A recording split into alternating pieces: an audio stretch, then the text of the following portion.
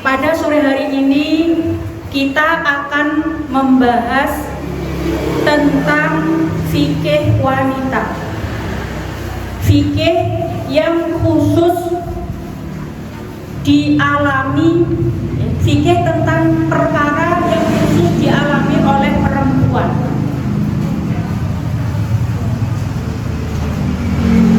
Ibu-ibu dan adik-adik semua yang saya hormati, kita beri judul kajian pada sore hari ini dengan Ar-Risalah Peduli Darah, Peduli Ibadah. Ketika kita peduli dengan darah yang kita keluarkan, itu berarti kita peduli dengan ibadah kita. Karena darah yang keluar dari kemaluan perempuan, dari farji perempuan, ini berkaitan dengan banyak sekali ibadah. Sholat, puasa, tawaf, iddah, kemudian tentang berkaitan dengan hubungan dengan suami istri juga, dan masih banyak lagi. Sedangkan darah yang keluar dari kemaluan kita ini ada 3 jenis. Yang pertama adalah darah haid, yang kedua darah nifas, dan yang ketiga adalah darah istihadah. Darah haid dan darah nifas ini, kalau kita mengeluarkan darah haid dan darah nifas, ada beberapa larangan, ada beberapa perkara yang haram kita lakukan. Saya ulangi, kalau kita mengeluarkan darah haid dan nifas, ini nanti ada beberapa perkara yang haram kita lakukan. Tapi kalau darahnya dihukum istihadah, maka kita berlaku seperti orang yang suci. Wajib sholat, wajib puasa, ya, boleh kalau sedang haji boleh tawaf, haji atau umroh. Terus mohon maaf, juga boleh melakukan hubungan suami istri.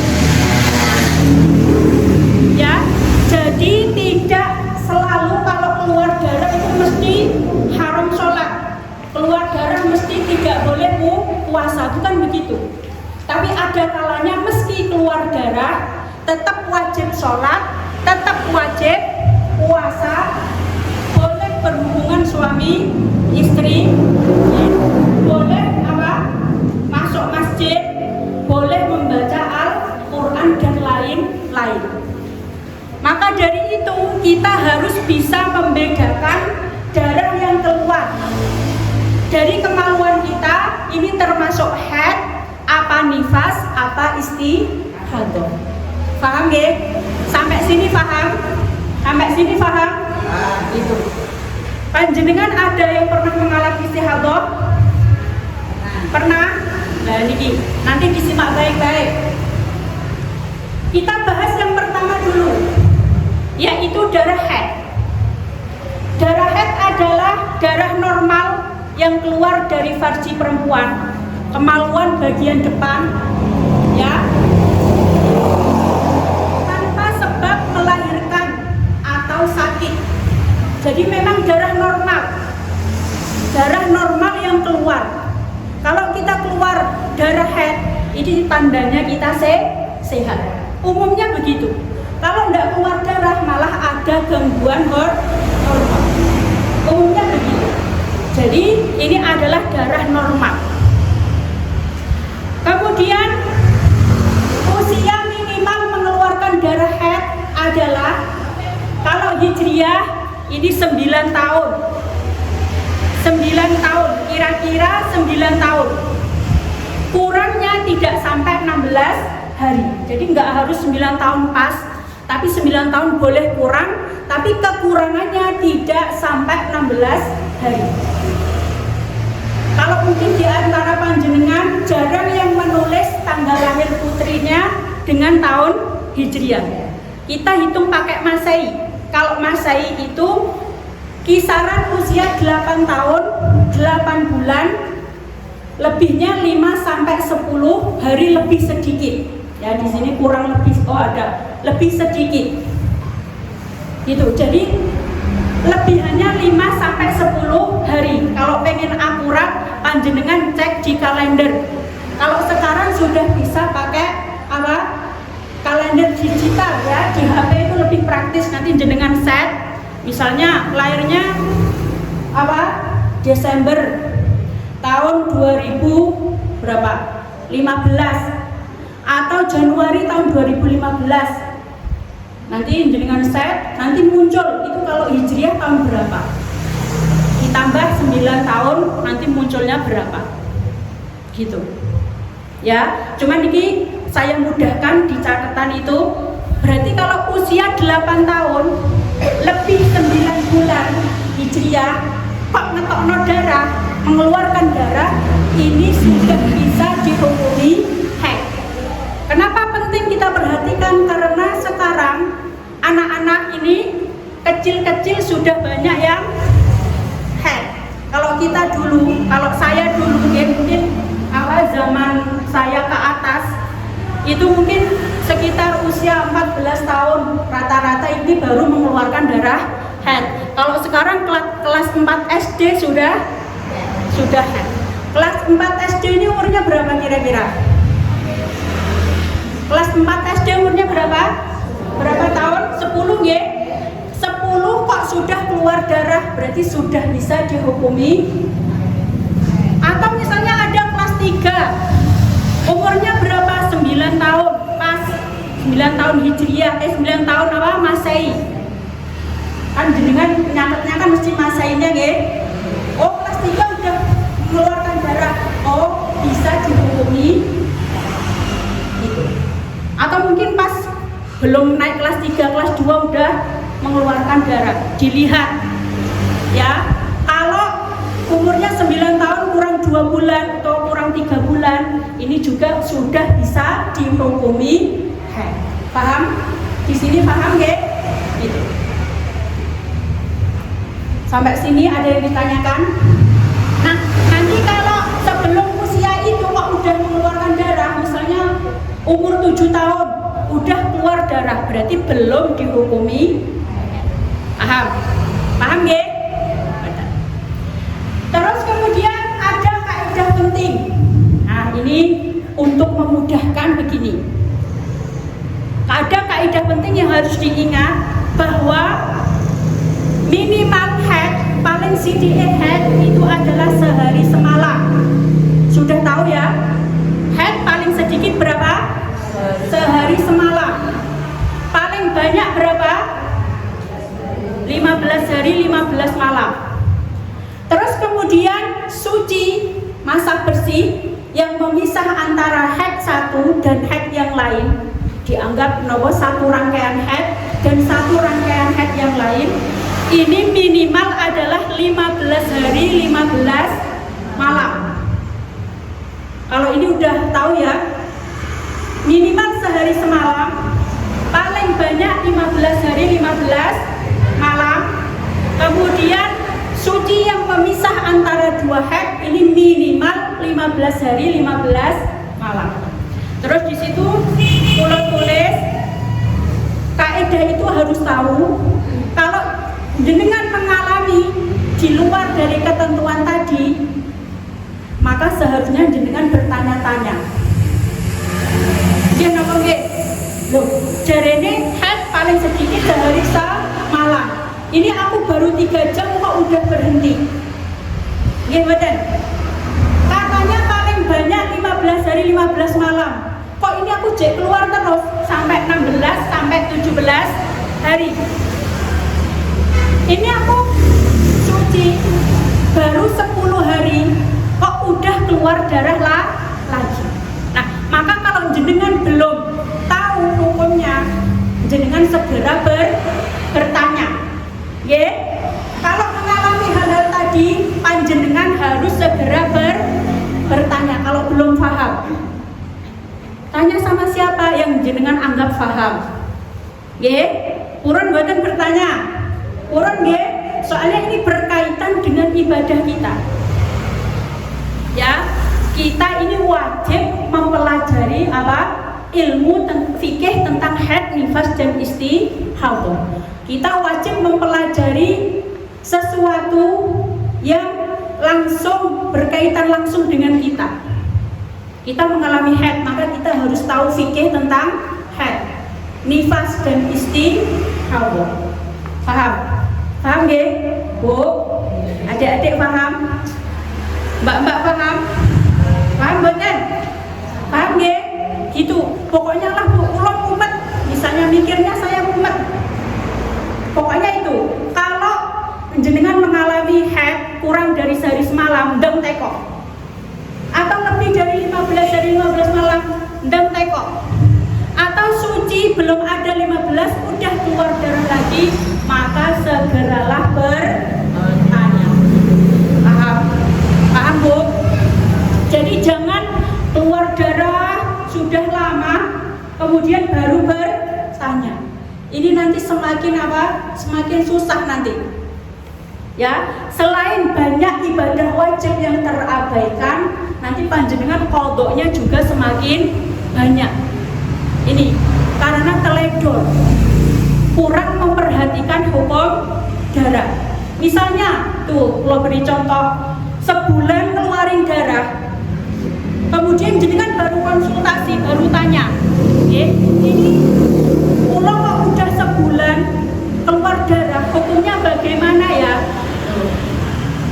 Nanti kalau ternyata yang dihukumi haid cuma 10 hari misalnya, padahal jenengan sebulan penuh tidak sholat, berarti jenengan harus qodok sholat 20 hari.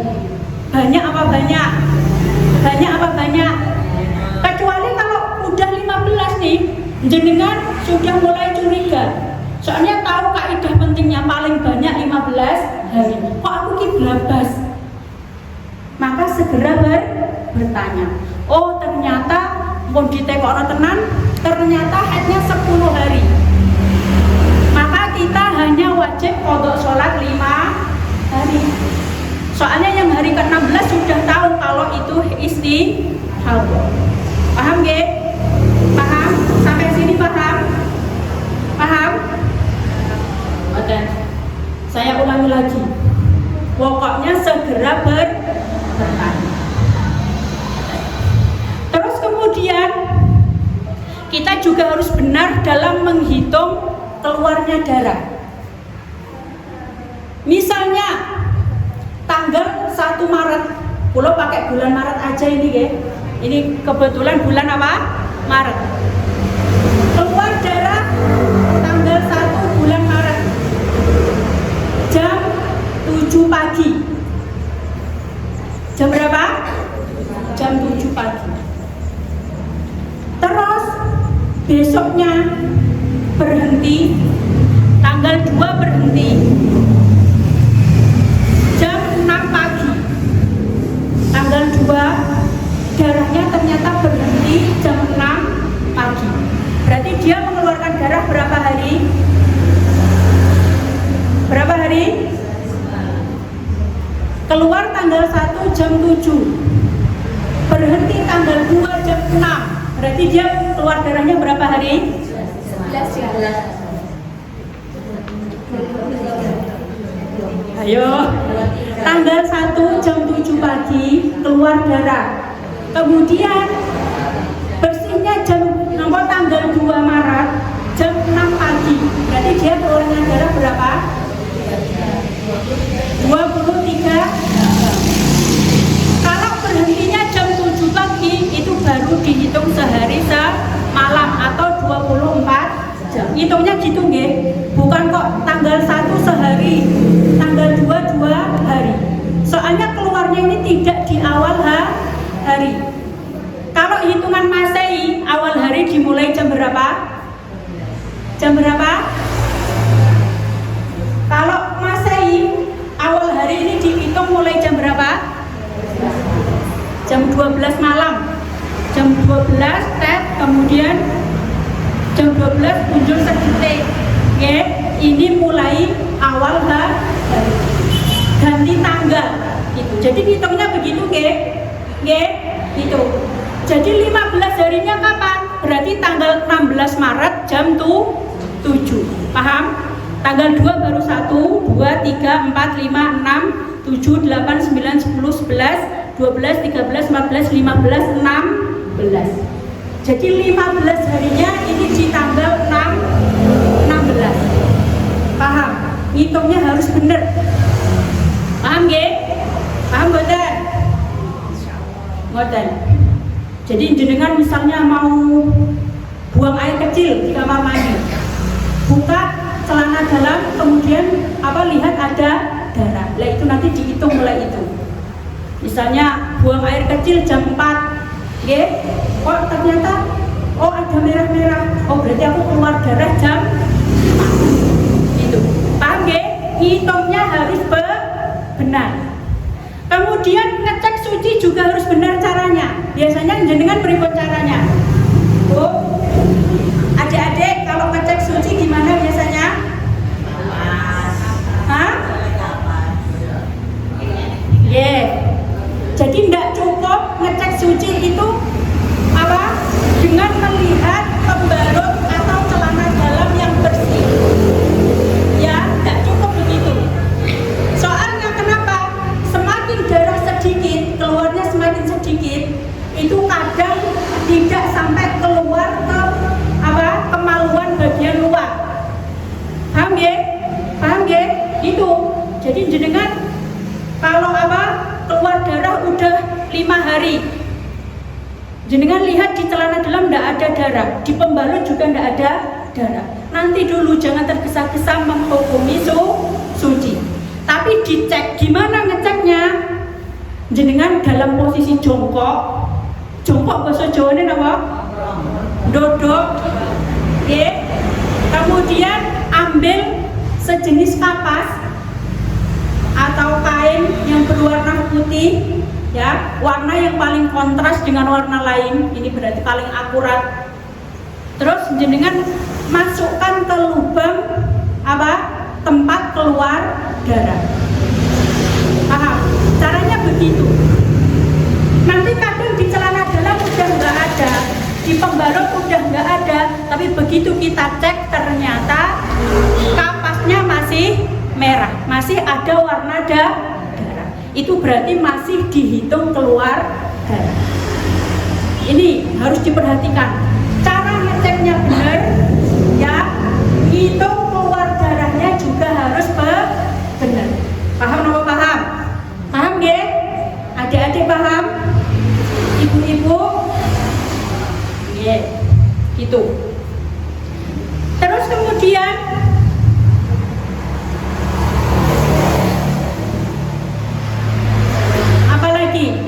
itu tadi mengeceknya harus benar, menghitung berapa jumlah keluar darahnya juga harus benar. Sampai sini paham? Ini diperhatikan benar-benar ya. Jadi saya ulangi lagi, ngecek suci tidak cukup dengan melihat pembalut atau celana dalam yang sudah bersih. Terus kemaluan kita ini ada 2 saluran, ada 2 lubang. Jenengan tahu apa enggak? Tahu nggih? Ada saluran keluar buang air kecil sama keluarnya darah ini beda. Ya, saluran keluar air kecil sama keluarnya darah, keluarnya sperma, keluarnya anak. Kemudian jalannya masuknya kelamin ketika berhubungan suami istri ini juga jalannya beda sama jalur keluar air kecil. Ini beda. Jadi kalau ngecek nanti dimasukkan ke lubang tempat keluarnya darah. Kalau masih ada warna darah berarti darahnya belum dianggap bersih. Paham Bu? Paham adik-adik ya? Ibu-ibu paham ya? Kemudian warna darah ini macam-macam. Ada hitam, ada merah, ada kuning, merah kecoklatan, merah kekuningan, ya, merah kekuningan atau coklat atau oranye. Ada kuning dan ada keruh. Nanti kalau dicek berarti belum bersih. Tapi kalau dicek udah bersih atau keluar cairan putih bersih, ini berarti menandakan bahwa haidnya atau darahnya sudah berhenti. Paham? Niki paham? Ya. Terus nifas juga seperti itu. Ya. Kalau nifas itu apa? Darah yang keluar pasca melahirkan. Ya, setelah melahirkan atau setelah kosongnya rahim. Rahim ini kosong. Meski karena keguguran. Termasuk apa? Keluarnya gumpalan darah atau gumpalan daging bakal janin. Kalau kata dokter ini bakal janin ini, tapi keguguran akhirnya keluar. Kemudian pendarahan, maka itu juga termasuk darah nifas. Paham? Kemudian orang yang melahirkan lewat operasi sesar ini juga bisa mengalami nifas. Cuman ini ada khilaf ya, perbedaan pendapat. Cuman ada yang mengatakan tetap bisa nifas. Paham? Jadi nanti jangan bingung. Ya, walaupun keguguran misalnya keluarnya baru gumpalan daging. Nah, ini juga sudah bisa dikatakan nifas. Terus kalau nifas ini paling sedikit berapa? Setetes. Paling banyak berapa? 60 hari. Tak ulangi lagi. Paling sedikit setetes, paling banyak 60 hari. Jadi panjenengan kalau 20 hari misalnya sudah bersih, ya, dicek dengan cara yang benar tadi, udah tidak ada warna darah, maka panjenengan wajib mandi, wajib bersuci, kemudian wajib sholat, wajib puasa dan lain-lain.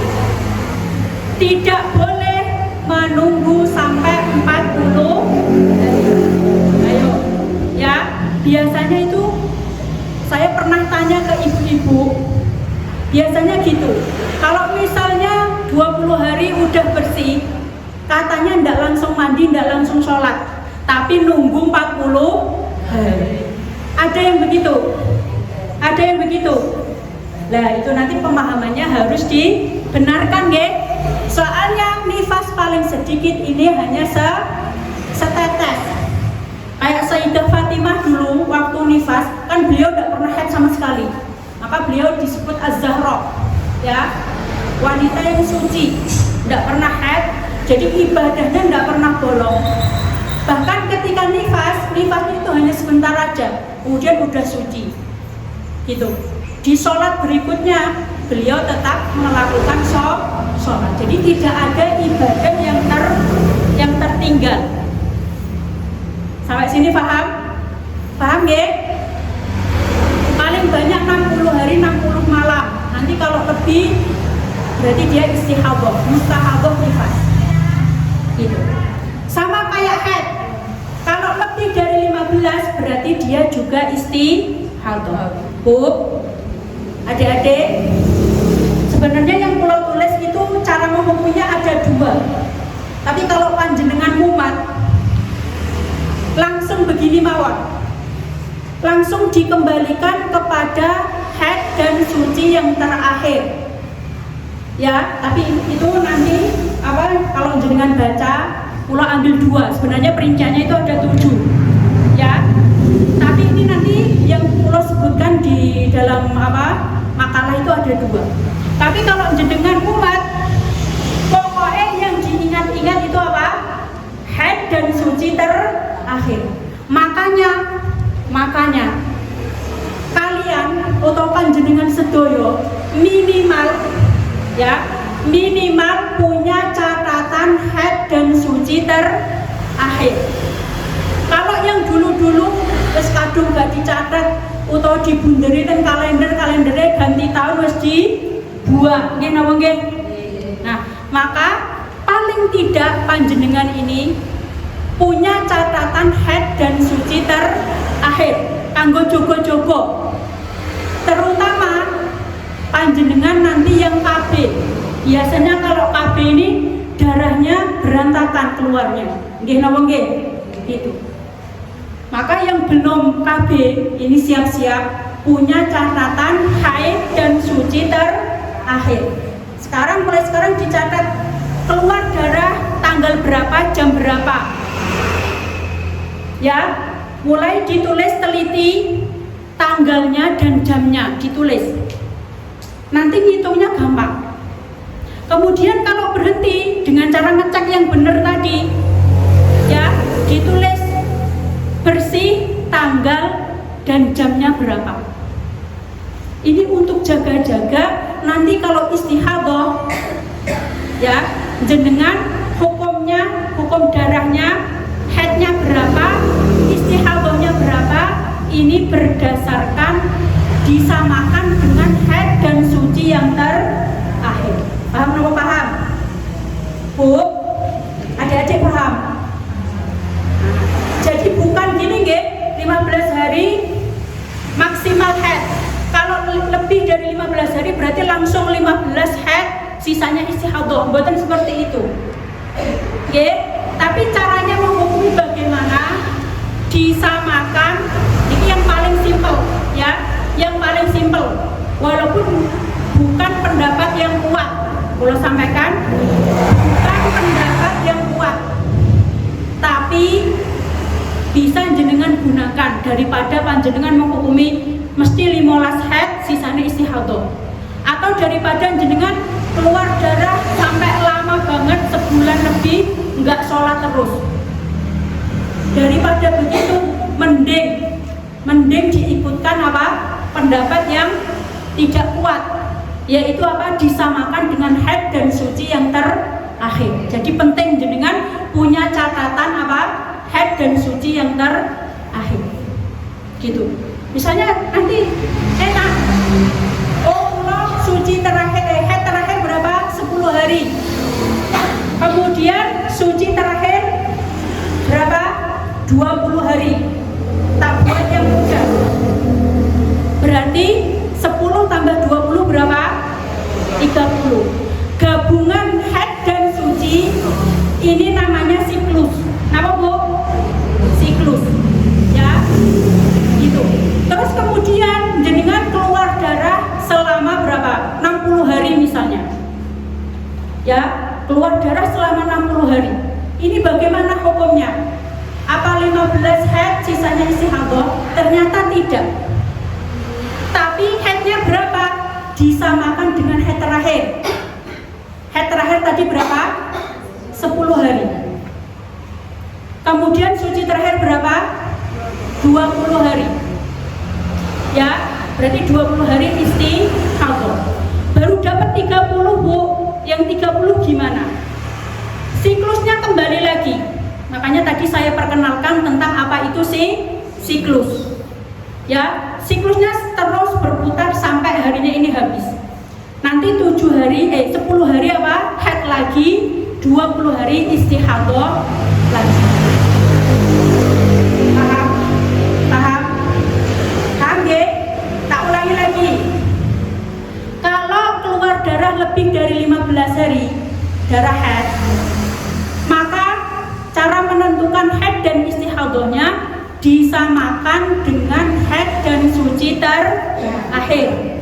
Maka panjenengan penting sekali punya catatan haid dan suci terakhir. Ingat ditulis beserta tanggal dan jamnya biar mudah. Nanti jenengan mudah, yang jawab sing ditekoi juga mudah. Oke? Karena kalau tidak punya data, nanti panjenengan jadi wanita yang bingung. Bu, oke? Mau disamakan dengan haid terakhir, kok lupa haid terakhir berapa? Ya, mau diarahkan ke kuat dan lemahnya darah, kok juga lupa, akhirnya bingung. Kalau bingung, niki hukum yang galak, panjenengan setiap mau sholat wajib mandi. Apa napa abot?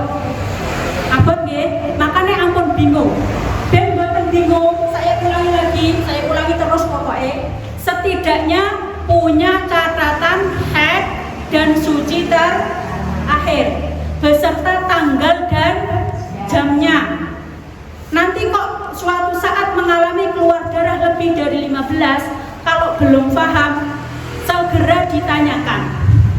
Tapi kalau jenengan udah paham, oh berarti aku ini yang haid cuma 10 hari misalnya, sesuai dengan adat terakhir, haid yang terakhir. Berarti yang 20 ini nanti aku istihadah. Paham nggih? Paham nggih? Saya ulangi. Langsung dikembalikan ke adat haid dan suci terakhir semuanya. Ini sebenarnya bukan pendapat kuat, ya. Tapi daripada panjenengan 15 hari dihukumi haid, sisanya istihadah, atau selama keluar darah tidak sholat terus, daripada seperti itu, mending mengikuti pendapat yang kurang kuat. Paham? Paham niki nggih? Paham boten? Kula ngertos jenengan iki mesti enek sing umpet. Nggih napa boten? Boten. Paham nggih? Kula ulangi melih. Tadi apa? Jangan lupa mencatat, minimal punya catatan haid dan suci terakhir. Kalau mengalami tadi, monggo segera ditanyakan. Paham? Paham nggih? Niki tidak perlu jelaskan semua, nanti panjenengan bisa baca sendiri. Kalau ada yang kurang paham silahkan ditanyakan. Niki kula langsung akan menyinggung tentang istihadah. Tadi kalau istihadah hukumnya seperti orang suci, ya.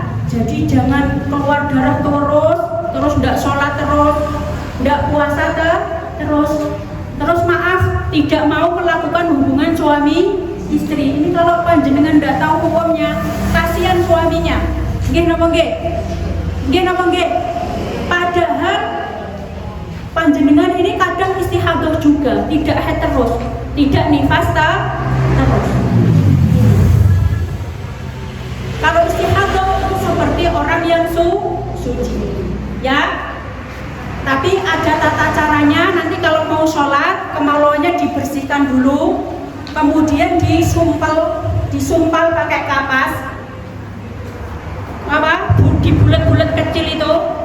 Nganu panjenengan sambil jongkok, nanti dimasukkan ke lubang tempat keluar darah sampai nggak kelihatan kapasnya.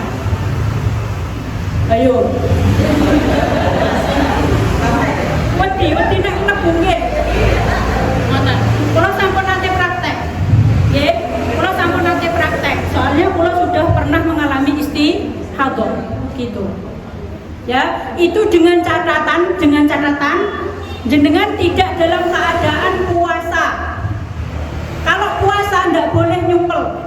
Nanti puasanya batal. Soalnya ada sesuatu yang masuk ke lubang yang punya saluran ke dalam. Terus kemudian tidak kesakitan. Kalau kira-kira disumpel kok sakit, atau bahaya, maka tidak perlu disumpeli. Sakit, mosokku dilebono sampai gak ketok, mungkin gak iso metu pripun. Sakit tenan sakit. Kula mau nanti praktek.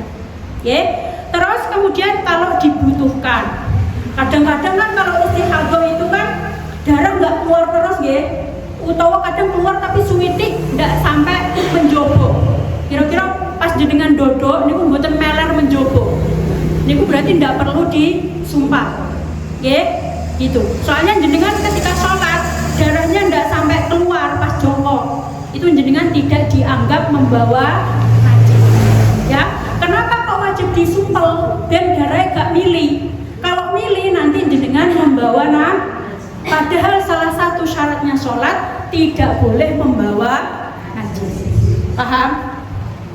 Nah nanti setelah itu tadi ya disumpel itu catatannya ndak puasa. Berarti kalau kayak gini mulai subuh, zuhur, asar ini tidak boleh disumpel gitu. Terus jenengan tidak kesakitan, kalau kesakitan tidak perlu disumpel. Kemudian dibutuhkan. Nah, setelah disumpel, nanti kemudian jenengan pakai pembalut dengan celana yang ketat. Celananya sing apa? Ketat. Ampun sing lobro. Nggih. Atau jenengan blebet. Nah, zaman riyen kan blebet nggih. Apa? Ribet. Kalau sekarang udah praktis. Ada pembalut dan pakai celana yang ketat. Ini wajib pembalut juga kalau tidak kesakitan. Kalau kira-kira kesakitan nggih enggak perlu. Atau dibutuhkan. Kalau enggak butuh ya enggak perlu. Misalnya disumpel mawon sudah aman kok, Bu. Darahnya sedikit. Enggak sampai apa? Mengalir ke luar. Ini tidak perlu pakai pembalut. Paham? Paham nggih? Terus setelah itu melakukan wudu. Terus semua dilakukan secara berurutan, ndang bariki iki ndang dilakoni. Dan dilakukan setelah masuk waktu. Setelah itu segera melakukan sholat. Oh, nak wis bar nyumpel, wis bar wudu, ndadak dolanan dhisik, kudune baleni melih saka awal. Jadi ini bar wudu, nggih, niki harus segera sholat. Kecuali nek gak ndang sholat itu goro-goro napa? Nutupi aurat. Hal-hal yang napa berkaitan dengan kemaslahatan sholat. Nutupi aurat. Ngenteni jamaah, dan ini mboten masalah. Tapi nek mboten niku kok malah madang riyen. Nggih, niki berarti kudu dibaleni. Paham napa paham? Paham nggih, Bu? Istihadah tetap wajib sholat, wajib puasa, boleh melakukan hubungan suami istri. Oh, ini gimana gitu? Sampun ini paham? Paham? Nah, tadi niatnya wudu kalau istihadah, nawaitul wudu'a listibahati sholatil fardhon lillahi ta'ala. Kalau basa Jawa ya kula niat wudu, supaya diperbolehkan melakukan sholat fardu. Kula niat wudu Gusti ben angsal nglampahi sholat fardu nak basa Jawane ngoten. Nggih, gak kudu bahasa Arab. Niatnya tidak menghilangkan apa hadas. Lah wong hadasnya metu terus kok nggih. Nggih napa nggih? Hadasnya keluar terus. Maka tidak bisa diniati menghilangkan hadas. Paham? Niki paham? Paham nggih? Jadi intinya begitu. Minimal punya catatan apa? Haid dan suci terakhir. Kalau nifas ya diusahakan juga punya catatan nifas terakhir. Gitu. Kalau sudah pernah nifas. Catatan haid dan suci terakhir itu juga penting. Nanti kalau istihadah nifas caranya juga begitu. Jadi paham? Ada yang ditanyakan mboten? Tadi saya ulangi lagi, ngecek cara menghitung apa? Keluar darah harus benar. Kemudian apa?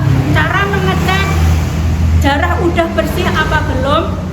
Niki cara mengeceknya juga harus benar. Paham nggih? Paham? Terus hal-hal yang diharamkan ketika haid dan nifas. Yang pertama adalah sholat. Ini di halaman berapa? Gak ada halamannya ini ya.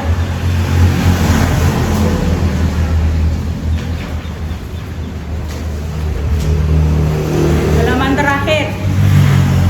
Satu halaman sebelumnya itu.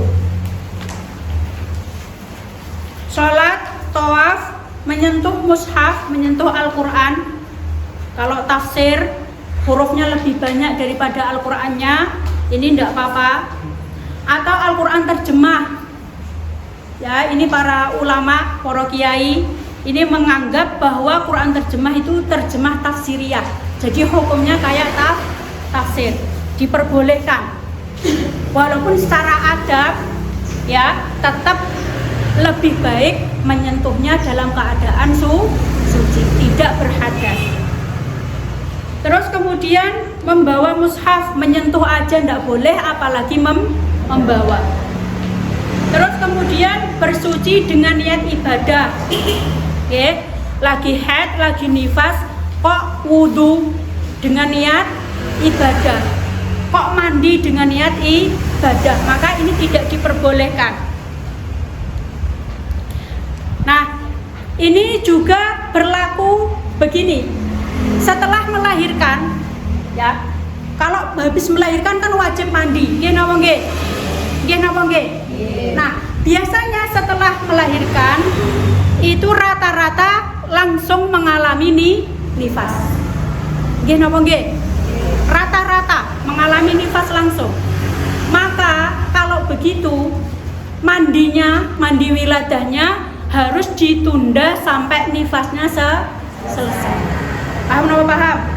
Soalnya nanti kalau dalam keadaan nifas jenengan mandi wiladah, berarti jenengan bersuci dengan niat ibadah, dan ini tidak boleh. Lah nanti niatnya gimana? Niatnya apa? Mandi menghilangkan hadas besar, gitu aja sudah cukup.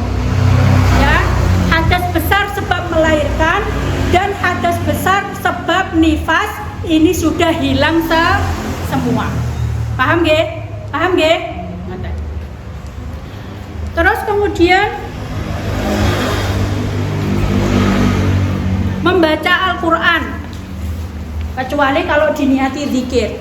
Kan ada ya beberapa ayat Quran ini yang sudah biasa digunakan untuk zikir, itu juga ada. Kayak Bismillahirrahmanirrahim.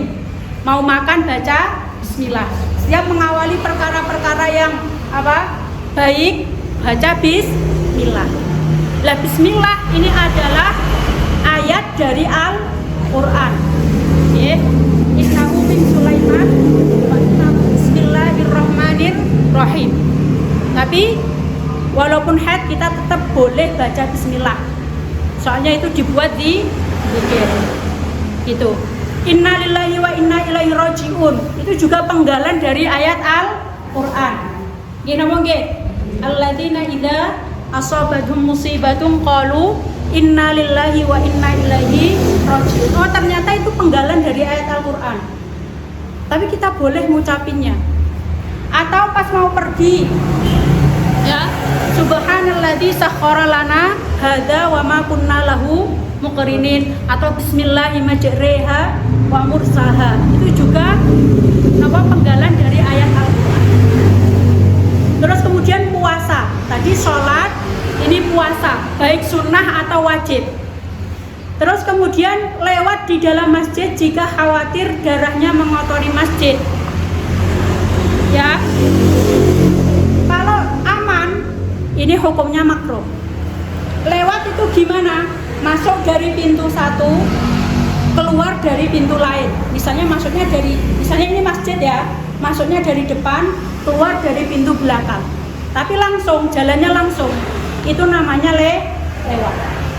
Kalau muter-muter, jalan-jalan kesini mondar-mandir, itu termasuk berdiam di dalam masjid. Kalau yang namanya lewat, sekali masuk langsung jalan, langsung keluar dari pintu satunya. Paham? Paham? Paham ya? Terus kemudian berdiam diri di dalam masjid. Kalau ini tidak melihat apakah khawatir mengotori masjid atau tidak. Karena alasannya adalah menjaga kehormatan masjid. Ya, jadi tidak ada alasan, oh sekarang kan udah ada pembalut, jadi kan aman, bukan begitu. Berdiam diri ini haram mutlak, entah khawatir darahnya mengotori masjid atau tidak. Paham nggih? Kan kadang gitu, ada yang gitu. Oh sekarang kan udah aman, udah ada pembalut, tetap haram. Kemudian dinikmati bagian tubuhnya antara pusar sampai lutut. Oh, paham niki nggih maksudnya nggih? Paham nggih? Maksudnya bersenang-senang kalih garwane pada bagian tubuh antara pusar dan lutut. Ini juga haram. Khawatirnya bablas nggih. Nggih, khawatirnya keblabasan. Keblabasan apa? Sampai melakukan hubungan suami istri. Padahal ya, bersenggama atau melakukan hubungan suami istri ini juga haram saat haid dan tapi kalau istihadah maka paham nggih? Paham nggih? Paham napa paham? Wonten. Jadi pokoknya matur kali bapak pas haid pas nifas kudune lampu merah. Nggih, pokoknya ampun Pak. Saestu ampun nggih. Kemudian yang terakhir diceraikan. Bu, diceraikan saat haid dan nifas ini hukumnya haram. Tapi cerainya tetap sah. Saya ulangi lagi. Cerainya jadi talaknya sah, tapi hukumnya haram. Paham nggih? Haramnya kenapa? Karena ketika dicerai waktu haid dan nifas ini semakin memperlama waktu iddah. Ya, memperlama waktu iddah. Karena kan kalau diceraikan sementara dia masih haid, maka iddahnya 3 kali suci. Gitu. 3 kali suci. Kalau diceraikan pas waktu haid kan belum bisa langsung ngitung iddah. Iddahnya nanti terhitung mulai ketika suci. Kan mesake. Nggih napa nggih? Nggih napa nggih? Makanya hukumnya tapi tolaknya tetap sah. Dan sunnah untuk dirujuk.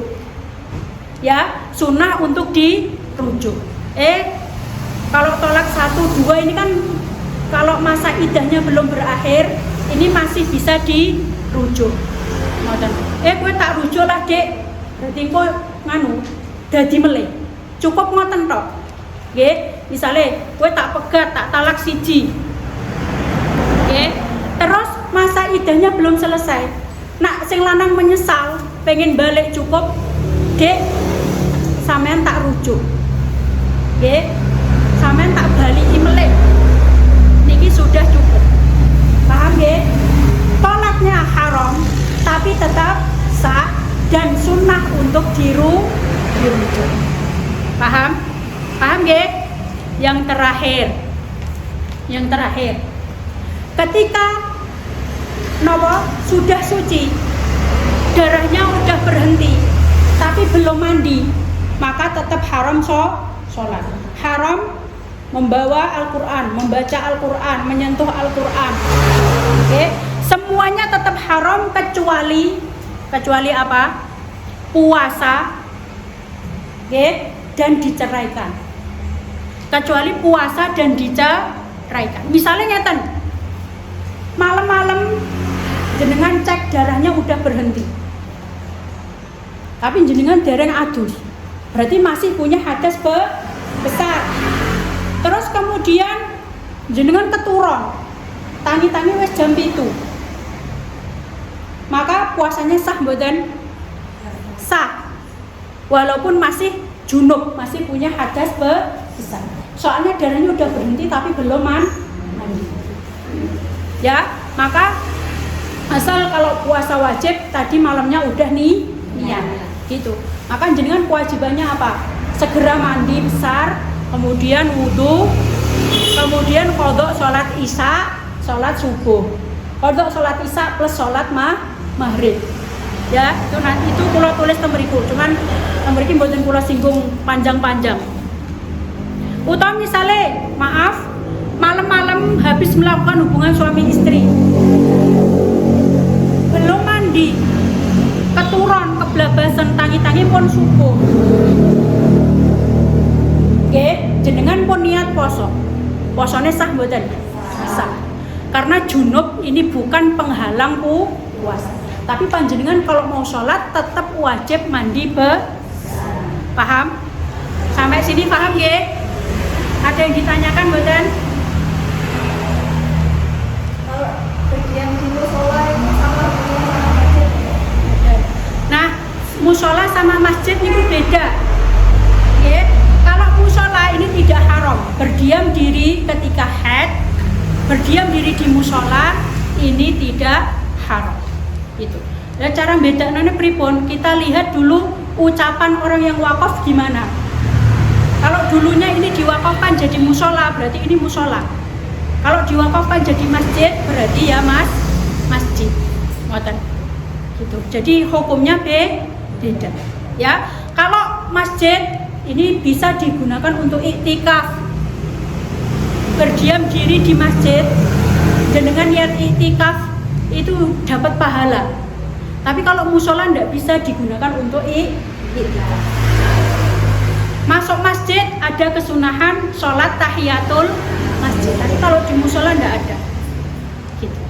Paham nggih? Musola dan masjid itu beda. Sampun, ini udah jam berapa? Satu lagi Bu, kalau membaca Al-Quran itu diniatin zikir, tapi bacaannya panjang, boleh nggak? Ya. Pertanyaannya, kalau membaca Al-Quran diniati zikir, tapi bacaannya panjang, ini boleh apa tidak? Kalau dia hafal Quran, ya ini mungkin diniati zikir.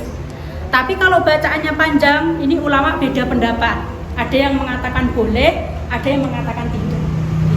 Ulama yang nggak setuju itu bilang gini, nggak mungkin baca Al-Quran panjang kok bisa diniati zikir semua. Tapi juga ada ulama yang bilang mungkin saja, termasuk Kiai Nekula itu nggak setuju kalau baca Quran panjang diniati zikir semua.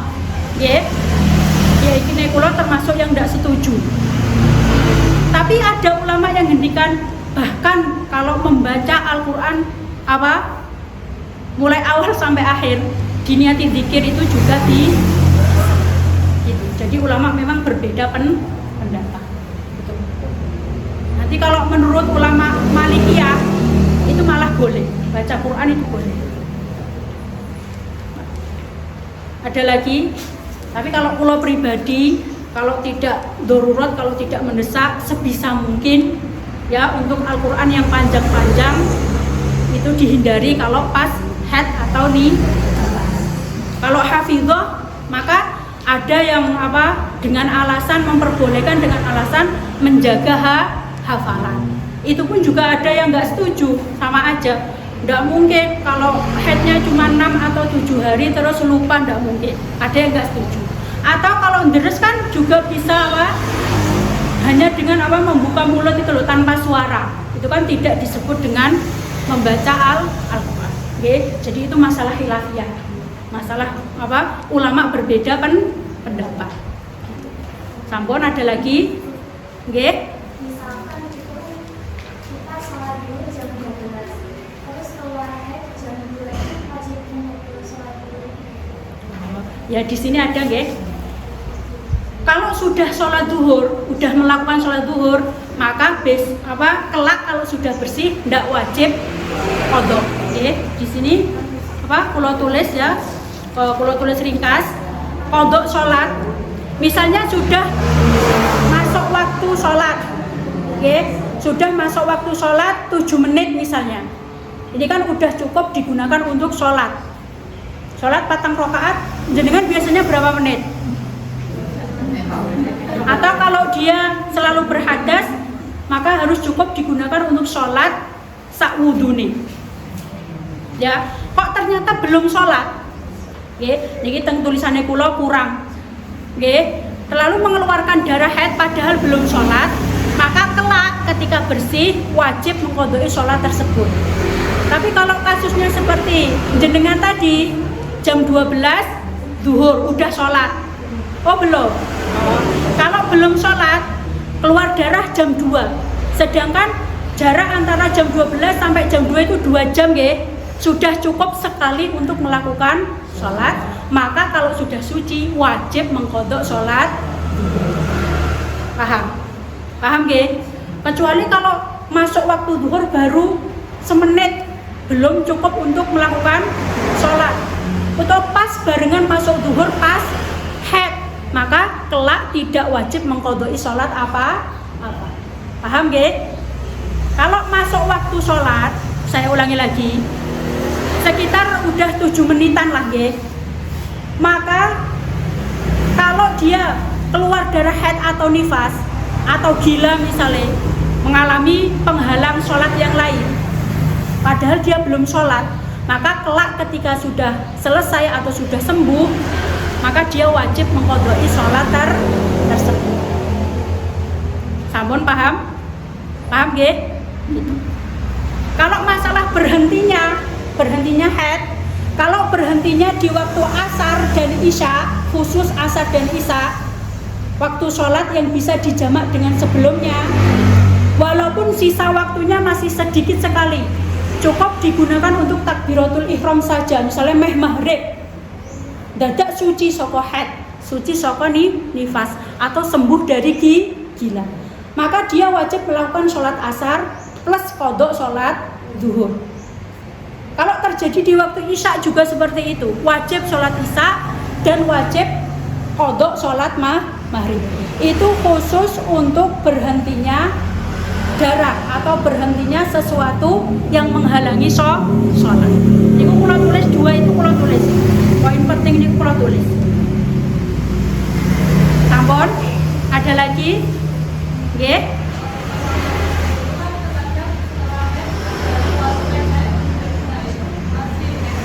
Mana?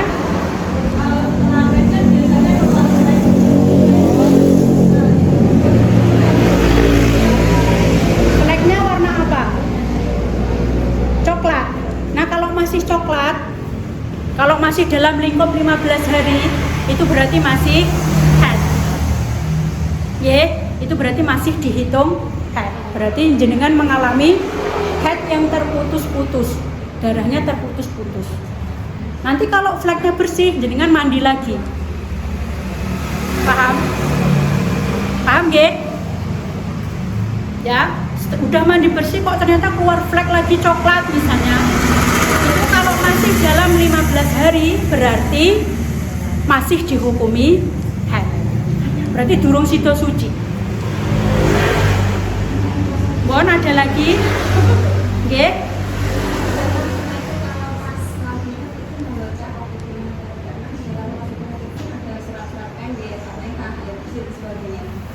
Oke. Kalau itu bisa diniati zikir enggak apa-apa. Oke, diniati zikir kalau itu hajat bisa. Tadi, oke. Sampun. Soalnya kenapa dalam masalah meniati zikir, batasannya itu ulama juga berbeda pendapat. Paham nggih? Sampun, ada lagi? Sampun?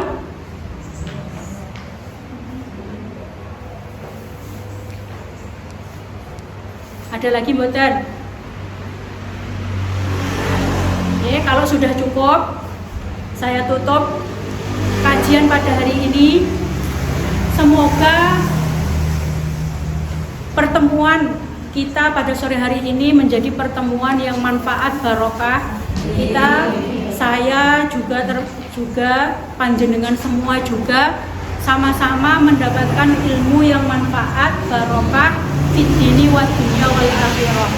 Menjadi hambanya Allah, menjadi muslimah yang semakin hari semakin baik.